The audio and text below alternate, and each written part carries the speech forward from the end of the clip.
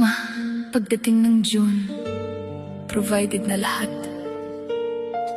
Peperma na ako ng kasunduan. Wala nang problemahin. Rene, June 8. Sabi ni Rene, ma, huwag kang mag-alala. Pagdating ng June, tapos na ang hirap. Peperma na ako sa kasunduan ng Ateneo. Lahat ay provided na. Pangarap at paghihirap, wala nang dadalhin pa. Hindi niya alam, hindi niya nakita. June 8 pala, kasunduan pala niya sa langit. Kasunduan sa langit at lupa. Permado na ang araw na yon, nakatakda na lahat. Habang sa lupa siya namuhay, sa langit siya'y hinihintay. Di katanggap ang pagbuhay sa kanya. Pero pag oras mo na talaga, kahit wala kang sakit, Yahuwah ang nag-provide. Doon magtatapos ang lahat. Ginagamit siya isang sakripisyo upang wakasan at mabunyag ang matagal ng pangit na lihim, at matama ang mali ng paraan nila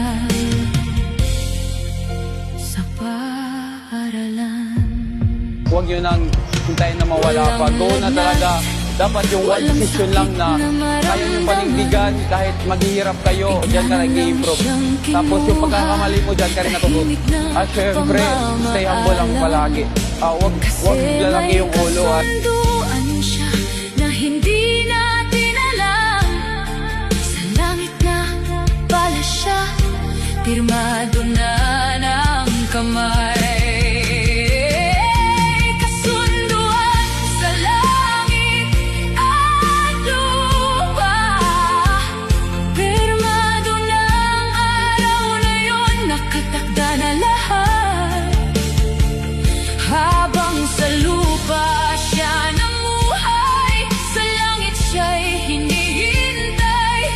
Pag oras mo na talaga, kahit wala kang sakit, Yahuwah ang nag-provide. Doon magtatapos ang lahat. Kaya magbago na habang maaga pa, para sa kaligtasan sa langit ay sigurado. Kontrolin ang galit, gumawa ng kabutihan sa kapwa.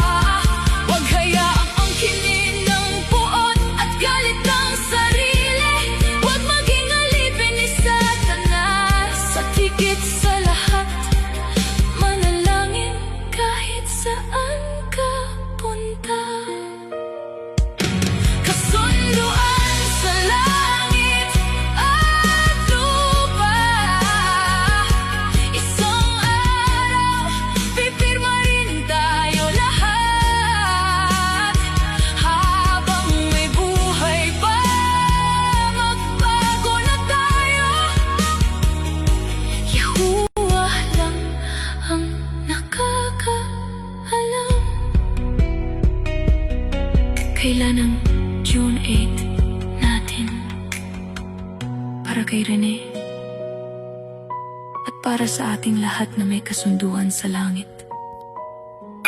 Manatiling mabuti, manatiling magdasal, huwag alipin ang pera.